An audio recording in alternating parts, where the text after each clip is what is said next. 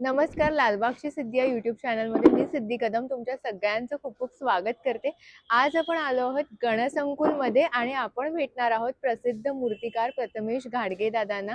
त्यांच्या शिवाई आर्ट्समध्ये आपण आज आलेलो आहोत आणि खरं सांगू ना, बाप्पा आता काही दिवसांवर बाप्पांचं आगमन येऊन ठेपलेलं आहे. इकडला गणसंकुलचा माहोल वेगळाच असतो, पण एका मूर्तिकाराच्या नजरेतून बाप्पांसोबतचा हा प्रवास नक्की कसा असतो हे मला जाणून घेण्याची खूप उत्सुकता होती आणि म्हणूनच आज मी गणसंकुलमध्ये प्रथमेश दादांना भेटणार आहे. नमस्कार दादा, लालबागची नमस्कार. सिद्धी चॅनलमध्ये तुमचं खूप खूप स्वागत. मला पहिला प्रश्न असा विचारायचा आहे की आपण मूर्ती घडवण्याच्या क्षेत्रात उतरावं असं तुम्हाला का वाटलं आणि कधीपासून हा प्रवास सुरू झाला? असं खरं तर ॲक्च्युली मी झाले त्याला 2015-16 पासून आणि असं म्हणजे लहानपणापासून आम्ही कार्यरतच आहोत त्याच्यात, की गणेश गल्लीतच माझा म्हणजे जन्मताच पहिलं पाऊल मी गणेश गल्लीतच ठेवलं होतं त्या घरी आमच्या. आणि तिथे बाजूलाच आमचा कारखाना होता छोट्या मूर्तींचा. वायंगणकर म्हणून फेमस मूर्तिकार होते, छोट्या मूर्तींसाठी मातीच्या. तर म्हणजे आमचं घर आणि त्यांचं दार असं शेजारीच असल्यामुळे घरातून उठलं की तिथे जाणं, तिथून उठलं की इकडे येणं. असं म्हणजे प्रवास काका वगैरे माझे पेंटिंगला वगैरे बसायचे. आणि मग तिथेच कुठेतरी तेव्हा ते गणपतीबद्दलची वाइब्स आणि गणेश गल्लीचा गणपती बाजूलाच असल्यामुळे एक गोष्ट ती मनात गणपतीची घर करूनच गेली लहानपणापासूनच. आणि तसं करता करता पुढे काही वर्षांनी म्हणजे गणपती जवळच म्हणजे थांबणं खूप काळ गणेश गल्लीत सुद्धा. त्याच्यानंतर तिथे आरतीला थांबणं गणपतीजवळ, तिथे बोलतात ना की ते येणारे नारळ, पेढे हे सगळ्या गोष्टी घ्यायला तिथे मी कंटिन्यू थांबायचो. शाळा पण मी सोडून, शाळेची सुट्टी बंक करून मी कधी-कधी तिथे थांबत होतो. म्हणजे एवढी आस्था आणि एवढी आवड ती लहानपणापासूनच झाली. आणि पुढे काही वर्षांनी मी प्रोफेशनली फॅशन डिझायनर असल्यामुळे मला एक ड्रेपिंगचं काम आलं, की त्या करू शकतो का माझ्या मित्रांनाच एका अपोजिट. मग तेव्हा कारखान्यात माझी एंट्री झाली आणि काही गोष्टींमध्ये इन्व्हॉल्व झालो मी. आणि ते करता करता मग काही गोष्टी शिकत गेलो आणि त्या लोकांनी मला शिकवल्या पण. तर नेहमीच मी थँक्यू बोलीन, की अशोक म्हात्रे म्हणून एक होते. पुन्हा उदय काका सर, त्याच्यानंतर खातू सर, त्याच्यानंतर आपले रावले, अशा बऱ्याच मूर्तिकारांबरोबर मी कामं केलेली आहेत. आणि त्याच कामं करता करता गोष्टी एक एक शिकत गेलो पुढे. आणि त्या करताना मग कुठेतरी एका टायमिंगला असं वाटलं, की आता आता मी कारखाना स्टार्टअप करू शकतो. म्हणजे हा प्रवास कमीत कमी 5 ते 6-7 वर्ष मी त्याच्यामध्ये फक्त एक बोलतात ना, की स्टडी केलं त्याच्यावरती. आणि त्याच्यानंतर कारखान्यामध्ये सडनली एंट्री घेतली, की आपण करू शकतो का? तर देवाने सुद्धा साथ दिली आणि पहिल्याच वर्षी आपल्या मूर्त्या खूप प्रसिद्ध झाल्या. आणि नो डाऊट आता तुम्ही पुढे बघतच आहात प्रवास तो. शिवाई आर्टची स्थापना कधी झाली आणि शिवाई आर्ट्स हे नाव देण्यामागचं नक्की काय कारण आहे आणि आपला स्वतःचा असा कारखाना असावा असं मनात कधी आलं, किती वर्षांनी? 2020 साली लॉकडाऊन होतं आणि ॲक्च्युली फॅक्टरी माझी बंद झाली होती तेव्हा. आणि सडनली थोडंसं बॅड पॅच होता. मग तेव्हा विचार केला, की आपण आता कारखाना स्टार्टअप करू काय आपला स्वतःचा. कारण मी ज्याच्यावर काम करतो त्यांनी सुद्धा ऑलमोस्ट बंद केलं होतं. मग मी तेव्हा स्टार्ट केलं, की आपण एक छोट्यापासून सुरुवात करू. तेव्हा तर ऑलरेडी परमिशनच नव्हती. आणि मग तेव्हा छोट्या मूर्तीमध्ये मी प्रवास चालू केला. 4 फूटपर्यंत परमिशन होती. तर छोट्यापासून 4 फूटपर्यंत मूर्त्या तेव्हा स्टार्ट केल्या बनवायला. आणि राहिलं शिवाई आर्ट्सचं नाव, तर हे नाव देण्यामागे एकच कारण होतं, की माझ्या मुलीचं नावही शिवाईच होतं. आणि शिव आणि आई म्हणजे शंकर आणि पार्वतीचं साक्षात त्या एका शब्दामध्ये बोलतात ना, की एकरूपता आहे. मग गणपतीही घडवतोय मी, प्लस देवीच्या मूर्त्याही घडवतोय. म्हणून मग ते शिवाई ह्याच नावाने मी पुढे ती फर्म चालू ठेवली. आणि 2020ला आपण आपली स्टार्टअप चालू केलं. तर मला एक प्रश्न राहून वाटतो. आम्ही जेव्हा मूर्ती बघतो तेव्हा ती पूर्ण तयार झालेली असते. पण बाप्पांसोबत तुम्ही अगदी बाप्पांना घडवण्याच्या प्रवासात असता. म्हणजे शंकाच नाही की बाप्पा आपल्याकडून ते साकारून घेतात. पण तरीसुद्धा मूर्तिकाराचा हा जो 3 महिन्याचा प्रवास असतो ना, जून, जुलै, ऑगस्ट जेव्हा कार्यशाळेचा आरंभ होतो, कसा प्रवास असतो? म्हणजे बाप्पा आणि तुमचं नातं तुमच्या नजरेतून कसं आहे? तसं बघायला गेलं तर म्हणजे 3 महिने टोटली आम्ही मला वाटतं जूनपासून नोव्हेंबरपर्यंत देवी बसेपर्यंत. पण गणपती बाप्पा जेव्हा इथे स्टार्टअप होतो ना, कारखान्याचा जेव्हा नारळ पडतो ना, तेव्हाच असा वावरतो जाणवतो, की कुठेतरी एक वेगळीच शक्ती गणपतीची म्हणजे जाणवते, की आपल्याबरोबर सोबत आहे आणि ते सगळं काम ती करून घेत असते. मग तेवढे येणारे अडथळे पण असतात आणि तेवढ्याच त्या गोष्टी म्हणजे एक बोलतात ना, की सहजासहजी देव आपल्याला घडवत नाही आणि घडवूनही देत नाही. तर खूप गोष्टींना आपल्याला परीक्षा द्यावी लागते आणि त्याच्यातून पुढे आपण जाऊन त्या गोष्टी करत असतो. आणि ते 3 महिने ना अक्षरशः असं बोलतात ना, की झोप नाही, जेवण नाही. फॅमिलीचा सहवास नाही, कोणी मित्र नाही, काय नाही, फक्त ते गणपतीसाठीच असतात. आणि त्याच्या व्यतिरिक्त दुसरी कोणती गोष्ट आम्हाला समजतच नाही की कोणाला भेटायचं किंवा फिरायला जायचं किंवा काय करायचं. फक्त गणपती आणि गणपतीच हेच एक आमच्या मनात ध्येय असतं. आणि आता स्पर्धेचं म्हणजे कॉम्पिटिशन खूप वाढलंय, पण मी कुठेतरी त्या कॉम्पिटिशनमध्ये असं स्वतःला हे नाही केलं. मला फक्त गणपती घडवायचे. मग ते सुंदर असायला हवेत, त्याच्यात दिसले की लोकांच्या भावना त्याच्यात डोळ्यात मला दिसल्या पाहिजेत, की त्या मूर्तीकडे बघताना माझं एवढीच अपेक्षा आहे माफक. किंवा माझं कोणाशी कॉम्पिटिशन नाही आहे की मी कोणाला तरी दाखवायचं आहे, कोणाला तरी करायचं आहे. तर असं काही नाही आहे. मी माझ्या पद्धतीने प्रत्येकाला वाटतं की आपण आता स्पर्धेच्या जगात काहीतरी आपलं नाव असावं, म्हणून मी माझ्या कामातून जसं होईल तसं मी पुढे जाण्याचा प्रयत्न करतोय. तर परमेश्वर तेवढी शक्ती देतोच आहे आपल्याला. आणि आपण पुढे फक्त चालत राहायचा, मार्ग दाखवणारा तोच आहे, करता करविता सुद्धा तोच आहे. तर अशा सगळ्या गोष्टी घडत जातात. आणि देवाचा वावर बोललात तर एक नेहमीच असतो गणपती बाप्पा. मग तो स्टार्टअप पासून एंडपर्यंत असू दे, एंडला सुद्धा तेवढ्याच भावना असतात आणि स्टार्टिंगला सुद्धा तेवढ्याच भावना असतात. आणि एकच सांगेन की पूर्ण फॅमिली म्हणजे 3 महिने सर्व सोडून फक्त त्या गोष्टीसाठी जर आम्ही देत असतो, तर आम्हाला फक्त लोकांकडनं एवढीच अपेक्षा असते की तुमचं थोडंसं प्रेम आणि तुमची एक बोलतात ना की कलेबद्दल असणारी आस्था आणि तुमचा प्रोत्साहन हे आम्हाला खूप आहे. आमचं त्याच्यातच पोट भरतं. आम्हाला असं नाही की दुसरं काय हवं असतं. बरोबर. आता बऱ्याच जणांना आता मूर्तिकार व्हायचे, पण मूर्तिकार ही गोष्ट होणं सोपं नाही, कारण हे नुसतं फिजिकल काम नाहीये, तर कुठली कला ही मनाने केली जाते. तर आता ज्या मुलांना ह्या क्षेत्रात उतरायचं, त्यांना तुम्ही काय मार्गदर्शन कराल? तुमचे सुद्धा धोतर ड्रेपिंगचे वगैरे क्लासेस आहेत, तर काय सांगाल अशा नवीन मुलांना?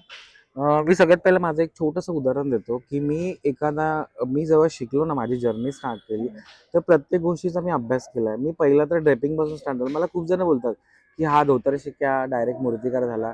पण कोणाला कोणी काय करावं ना, हे त्याच्यावरती डिपेंड असतं, की कोणी विधी लिहून ठेवलेली नाही, की ह्या माणसाने हीच गोष्ट करावी अशी. आणि त्याच्यात माझी तेवढी ग्रास्पिंग पॉवर होती, की मी त्या गोष्टी आत्मसात केल्या आणि केल्या. तर मला त्या गोष्टीचा फरक पडत नाही, की मी धोतर नेसत होतो आणि मूर्तिकार क्षेत्रात कसं आलो. आजकाल काही हेल्पर पण होते, की ते मूर्तिकार झालेत, एका कारखान्यात काम करत होते. मग याचा अर्थ असा नाही, की तो हेल्पर मूर्तिकार कसा झाला म्हणून. मग हे गोष्ट ती लोक विसरून जातात, की आपण प्रवास काय केलेला आणि आपण काय करत होतो. मी पण काही कारखान्यांमध्ये काम केलं. त्याच्यानंतर त्या गोष्टी बघितल्या, त्या शिकलो. पण एवढंच आहे, की मी कोणाचं बांधील नाही राहिलो कधी. माझ्या गोष्टी मी डेव्हलप केल्या. फक्त मी प्राऊडली सांगू शकतो, की अशोक म्हात्रेंनी मला खूप गोष्टी शिकवल्यात. आज ते कुठे बघत असतील मला, तर मी खरंच थँक यू बोलतो. त्या माणसाने मला खूप गोष्टी शिकवल्या. काय गोष्टी होत्या त्या. मग ते दुनियासाठी कसे पण असले, माझ्यासाठी माझे भावासारखेच आहेत. अजून पण ते सख्या भावासारखेच आहेत. तर जिथे कुठे बघत असतील तर त्यांना खरंच मी थँक्यू बोलेन, की आज तुम्ही त्या गोष्टी तेव्हा शिकवल्यात म्हणून आज मी इथे आहे. बाकी इतक्या कोणी जवळ क्लोजली शिकवल्या ना, की लोकांना भीती असायची. म्हणजे जर मी ह्याला या गोष्टी शिकवल्या ना, तर हा उद्या मास्टर होईल. असे आमचे विजय खातू सर सुद्धा आमचे असेच होते. त्यांनी कोणाला शिकवताना कधी हात आकडता नाही घेतला. त्यांनी प्रत्येक गोष्ट ना मनापासूनच शिकवली. त्यामुळे भरपूर आर्टिस्ट आज शिकले आणि घडले. तर एक ते व्यक्तिमत्व एक आहे, की ह्या जगात आत्ता नाही आहेत ते. पण त्यांच्यामुळे आज खूप लोकांचे पोटं भरतात. आणि म्हणजे प्राऊडली सांगू शकतो, की आम्ही त्या गोष्टी बघूनच मोठ्या झालोय. त्या लोकांनाच बघून मोठे झालोय. तर कारखाना टाकण्यासाठी पहिला तुम्हाला तुमच्या मूळ गोष्टी शिकणं खूप महत्त्वाचं आहे. असंच कोणते कुठून तरी गणपतीचे मूर्त्या आणायच्या, त्या उभ्या करायच्या, मग त्या कमी रेटमध्ये द्यायच्या मंडळांना. आणि मग मंडळं पण त्या गोष्टी त्यावेळी बळी पडतात, की बाबा चला आम्हाला 2 पैसे वाचतायत ना. पण असा नाही विचार कर, की तो एखादा मूर्तिकार नवीन आहे.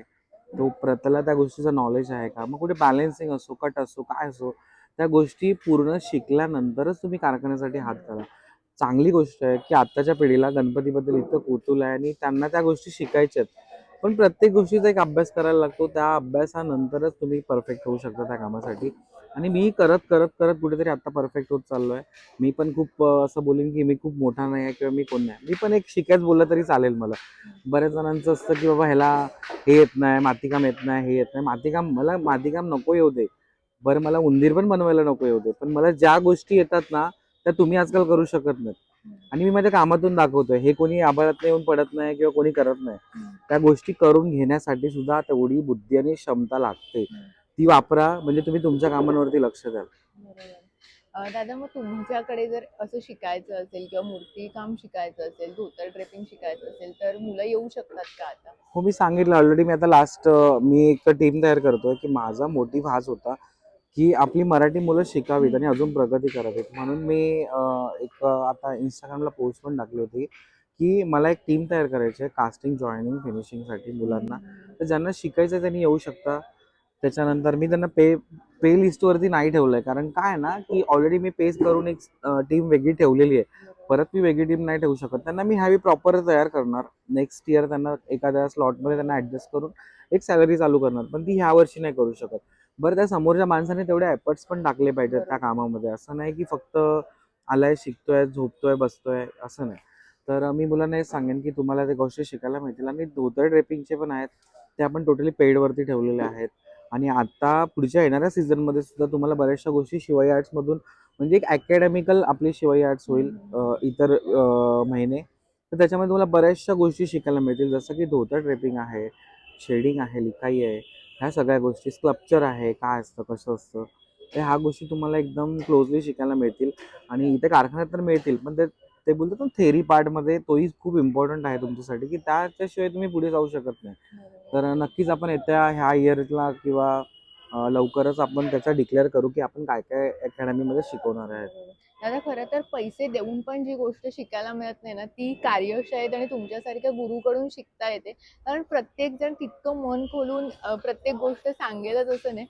तर मगाशी तुम्ही जे म्हणालात, की तुम्हाला असंही म्हटलं जातं, की आता धोतर शिक्या मूर्ती घडवतो. तर अशा भरपूर ट्रोलिंग होतात. आता असं झालं ना, ह्या जमान्यात सगळ्यांकडे फोन आहेत, कशाही कमेंट्स करणं, म्हणजे त्या कलेला प्राधान्य देण्यापेक्षा एकाने वाईट कमेंट केली की खाली कमेंटची रांग सुरू होते.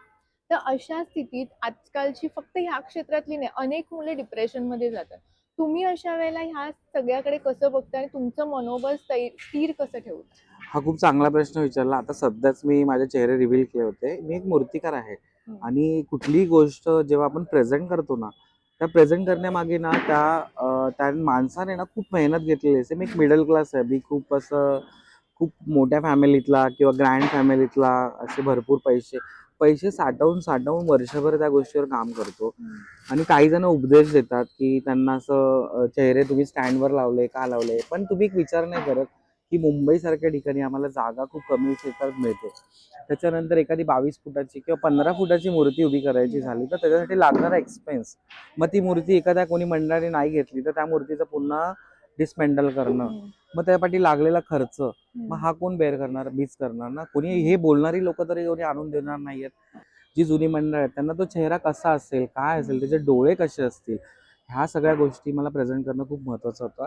त्यामुळे आजकाल हे जे कमेंट करणारे लोक आहेत ना, सो कॉल्ड, त्यांना जे कामं नाही आहेत, जे स्वतःला काही येत नाही पण दुसऱ्यांच्या गोष्टीवरती जाऊन कमेंट करतात, की तुम्ही लोक हे करताय, तुम्ही लोक ते करताय. अरे स्वतः काहीतरी करा आणि मग बोला, आणि स्वतः त्या गोष्टी शिका. दुसऱ्यांनी ट्रोल करत बसू नका. काय असतं ना, भुंकणारे कुत्रे रस्त्याने खूप असतात. त्याच्यात चावणारे आणि भुंकणाऱ्या कुत्र्यांमध्ये फरक असतो. माणूस चावणाऱ्या कुत्र्यांपासून थोडा लांब जातो, भुंकणाऱ्या कुत्र्यांच्या मधून जातो. काय आहे ना, त्यांना माहिती आहे कुत्रे भुंकू शकतात, पण काय आहे ना, हे भुंकण्यापेक्षा ना तुम्ही त्याच्यातून काहीतरी चांगल्या गोष्टी डेव्हलप करा आणि विचार करून पुढे करा. फक्त एवढंच सांगेन, की एखाद्याला ट्रोल करून त्याचं आयुष्य बर्बाद करू नका, कारण त्या ट्रोलिंगमुळे ना बऱ्याच मुलांनी आजकाल जीव दिलेले आहेत. आणि ह्या तुमच्या छोट्या गोष्टीमुळे चला मी तरी स्ट्रॉंग आहे, पण दुसरा कोणीतरी त्या डिप्रेशनमध्ये जाऊन सगळं सोडून जीव देईल. अशा तुम्ही ट्रोलिंग करणं थांबवा, मी सगळ्यांना विनंती करतो. मग तो एखादा क्रिएटर असो, एखादा मूर्तिकार असो किंवा कोणीही असो, प्रत्येकजण आपलं काम प्रेझेंट करत असतं, प्रत्येकाला पुढे जायचं असतं. आणि आजकाल खूप चाललंय, की बाबा क्रिएटर वाढले, सोशल मीडिया वाढले. नो डाऊट तुम्हाला घरी बसून त्या गोष्टी पोस्ट बघायला मिळतात. त्या क्रिएटरमुळेच बघायला मिळतात ना, जे इथपर्यंत पोहोचू शकत नाही. तुम्हाला गणपतीचं रूप, स्वरूप, त्याच्यानंतर कामांचे अपडेट का मिळतात, ते का टाकतात? तर कुतूहल असतो ना. हा, आम्ही सुद्धा कारखान्यात नंतर पुढे गेल्यानंतर आमच्या ज्या मूर्तींचे काही कॉन्फिडेन्शियल गोष्टी तर शेअर नाही करत, पण ठीक आहे.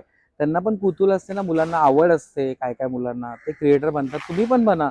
तुम्ही दुसऱ्यांना ट्रोल करू नका ना, की तुम्ही पण उद्या तुमचा मोबाईल घेऊन जावा. पण असं नका करू ना, की तुम्ही एखाद्याला ट्रोल करा, त्याचं आयुष्य बर्बाद कराल. ह्या गोष्टीचा माणसाने खरंच विचार करावा. आणि एवढंच सांगेन, की जगा आणि जगू द्या दुसऱ्याला. त्याच्यामध्ये तुम्ही आडकाठी नका आणू, कारण प्रत्येक माणूस खूप मेहनत करून पुढे जातो. तर हे ट्रोल करणं थांबवा कुठेतरी. आणि मलाही ट्रोल येतात, अजून पण येतात, पण मी सरळ कमेंट डिलीट करतो, त्यांना उत्तर देत नाही. काही लिमिटेड लोकांना देतो आणि काही लोक जे आहेत ना, सो कॉल्ड लोक, ते आपलीच माणसं फेक आयडीवरून दुसऱ्यांना कमेंट करायला लावतात. अशा 100 टीम लावल्या तरी मला घंटा तुमचा काही फरक नाही पडणार आहे. मी माझ्या कामातून मी जे काही दाखवायचं ते लोकांना दाखवीन आणि तुमचे 100 ट्रोल आणि त्याच्या पुढे माझं काम ते फिकं पडेल. आणि साक्षात गणपती माझ्या पाठीशी उभा आहे, साक्षात माझी कुलस्वामिनी माझ्या पाठीशी उभी आहे. त्यामुळे तुमच्या ट्रोलला ना मी भीक घालण्यापेक्षा ते देव बघतील, कुठे ना कुठे तुमच्या आयुष्यात सुद्धा ते ट्रोल रिपीट. तुमच्या दुनिया शेवटी गोल आहे, तुम्हाला फिरून तिथेच यायचंय. त्यामुळे ही गोष्ट विसरू नका. एखाद्याचा जीव जाळाल ना, तर त्या जीवाचा लागलेला पार्ट तुम्हाला लागेल. त्यामुळे जेवढ्या वर जातो ना देव, तेवढ्याच खाली स्पीडने पण आपटतो, हे विसरू नका. दादा, खरं तर आपलं काम बोलतं. ह्या ट्रोलर्स बोलण्यापेक्षा आपलं काम प्रत्येक वेळेला बोलतं. मला एक शेवटचा प्रश्न विचारायचा आहे की तुमच्याकडे जर मूर्तीचं बुकिंग करायचं असेल तर नक्की कोणत्या क्रमांक, कसा इथे संपर्क करू शकतो? कारण बऱ्याच जणांना आपण फेस रिव्हीलचे पण फोटोज टाकलेले, बऱ्याच जणांना प्रश्न होता की नक्की कार्यशाळा कुठे आहे, कसं बुकिंग करायचं दादांकडे जर मूर्ती घ्यायची. ओके. तर तेच सांगतो, आता बोललीस तू पहिलंच वाक्य, ते खूप छान बोललीस की आपलं काम बोलतं. आणि मी आतापर्यंत माझ्या कामातून दाखवलंय की मी काय मूर्तिकार आहे, की मी मूर्तिकार नाही आहे, की मी काय नाही. हा माझ्या फॅमिलीपासून नाही, पेंटिंग वगैरे करत होते, पण मी केलं ना स्टार्ट, एक इतिहास मी नवीन घडवला माझ्या कुटुंबातला, की मी स्टार्टअप केलं ना, तर मी प्राऊडली सांगू शकतो मला काय येतं आणि काय नाही. हे कोणाला सांगायची गरज नाही. तुम्ही लोक तुमच्या कामांवरती लक्ष द्या, माझ्या कामांवर जास्त लक्ष देण्यापेक्षा. आणि जर एवढंच वाटत असेल तर माझ्या इथे बाजूला या, फोटो काढा, सोशल मीडियावर टाका, तुम्हाला जर आणखीन त्याच्याबद्दल काय वाटत असेल. पण तुम्ही दुसऱ्यांच्या कामांवरती लक्ष नका देऊ, खूप पुढे जाल. आणि माझं काम बोलतंय, दिसतंय लोकांना मी काय करतोय ते, एवढ्या वर्षांचा प्रवास. तसं असतं तर मी आता इथे नसतो, मी आता कुठेतरी घरीच असतो. तर हे खूप पुढे गोष्टी अजून बघायच्या आहेत तुम्हाला माझ्याकडून, तर बघायला मिळतीलच. आणि सेकंडली आपली कार्यशाळा गणसंकुल करी रोड स्टेशनच्या अगदी जवळच आहे आणि वन अभिज्ञा पार्कच्या गेटच्या अपोजिटला लेफ्ट साईडला आपला पहिला कारखाना आहे, शिवाई आर्ट्समध्ये. तर ज्यांना बुकिंगला यायचं आहे, लिमिटेड बुकिंग आहे, थोडेसे राहिलेत आपले काही पर्सेंटमध्ये, तर माझा नंबर मी देईन खाली, त्या नंबरवर कॉन्टॅक्ट करा आणि तुमच्या सुंदर मूर्त्या यावर्षी घेऊन जावा. कारण खूप वेगवेगळ्या टाईपच्या मूर्त्या यावर्षी बनवणार आहे मी. त्यात बॅलन्सिंगही दिसेल, सुबकताही दिसेल, पारंपरिकताही दिसेल. माझा मोटिव्ह तर सगळ्यात जास्त इम्पॉर्टंटच आहे की गणपतीच्या प्रत्येक मूर्तीमध्ये पारंपरिकता दिसली असेल, नाही की त्याचा प्रभाव खूप मोठा असाव्यात किंवा त्याचं बोलतात ना प्रभावावरती जास्त लक्ष नाही आहे माझं. फक्त मूर्तीची सुबकता आणि मूर्तीचे डोळे. आता चेहरे रिव्हील झाल्यानंतर मी सगळ्यांकडनं तेच ऐकतोय की मूर्ती खूप सुंदर दिसते, मूर्ती अट्रॅक्ट करते. तर माझा मोटिव्ह तोच आहे की तुम्हाला त्या मूर्तीनेच अट्रॅक्ट केलं पाहिजे, ना की तुमच्या प्रभावाने. तर लोकांनी हा पॅटर्न बदलावा की प्रभावापेक्षा मूर्तीवरती जास्त लक्ष द्या, तुम्ही अजून खूप गाजाल मंडळापुढे. दादा, खूप खूप धन्यवाद की मी बघते ते तुम्ही खूप बिझी आहात, तुमची इथे सगळी कामं चालली आहेत, त्यातच तुम्ही वेळात वेळ काढून मला इंटरव्ह्यू दिला.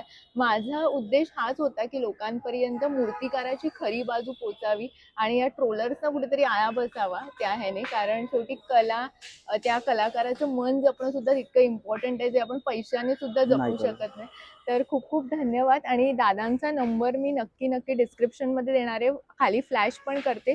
तर कोणाला या कार्यशाळेत सहभागी व्हायचं असेल, मूर्ती बुक करायचे असेल किंवा अगदी शिकायचं सुद्धा असेल, कारण असा गुरु भेटणं खूप दुर्मिळ आहे, तर तुम्हाला ही चांगली संधी आहे. तर नक्की इकडे भेट द्या आणि असेच नवनवीन विषयांवरचे व्हिडिओ पाहण्यासाठी लालबागची सिद्धीला फॉलो करा.